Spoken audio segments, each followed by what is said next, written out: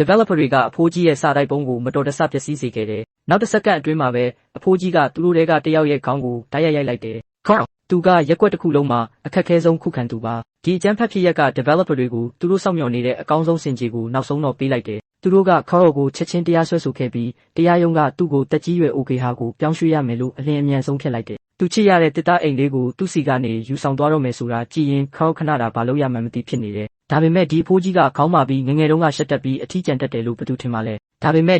သူကစွန့်စားခန်းကိုလုံးဝဆွဲလန်းနေတယ်။တနေ့မှာသူနဲ့အတူစွန့်စားခန်းကိုစိတ်အားထက်သန်တဲ့မိန်းကလေးငယ်တစ်ယောက်နဲ့မတော်တဆတွေ့ဆုံခဲ့တယ်။ Ellie ကိုပလင်းဖုံးနဲ့လှုပ်ထားတဲ့တစိမ့်တစ်ခုပေးလိုက်တယ်။အဲ့ဒီနှိမ့်ချတဲ့တစိမ့်လေးကနောက်ပိုင်းမှာ Carl ရဲ့ဘဝတစ်လျှောက်လုံးအဖိုးတန်ဆုံးယတနာတစ်ခုဖြစ်လာခဲ့ပါတယ်။သူတို့ရဲ့ပထမဆုံးစွန့်စားခန်းအတွက် Ellie က Carl ကိုမိုးပြန်ပူပေါင်းတစ်လုံးပြန်ယူဖို့အိမ်ကောင်မိုးပေါ်တက်ဖို့အားပေးခဲ့ပါတယ်။ဒါပေမဲ့ Carl ကစူးစမ်းဖို့တက်တီမွေးပြီးပထမဆုံးအကြိမ်မှာသူစူးစမ်းအားထုတ်မှုအတွက်ရခဲ့တာကလက်ကျိုးသွားတာပါပဲ။အပြစ်ရှိလို့ Ellie က Carl ကိုသူမရဲ့အဖိုးတစုံပိုင်ဆိုင်မှုဖြစ်တဲ့စွန့်စားခန်းစာအုပ်ကိုပြသခဲ့ပါတယ်။ Ellie ရဲ့အိမ်မက်ကရိုးရှင်းပြီးရီမန်းချက်ကြီးမှလုံးပါတယ်။သူမရဲ့အိမ်ကို Paradise Fall အထိပြောင်းရွှေ့ဖို့ပြီးတော့သူမရဲ့ကြံတဲ့နေ့ရက်တွေကိုအဲ့ဒီမှာကုန်ဆုံးဖို့စာအုပ်ရဲ့စာမျက်နှာတွေမှာဇလန်းအသစ်တွေနဲ့ဖြည့်ဖို့ပါ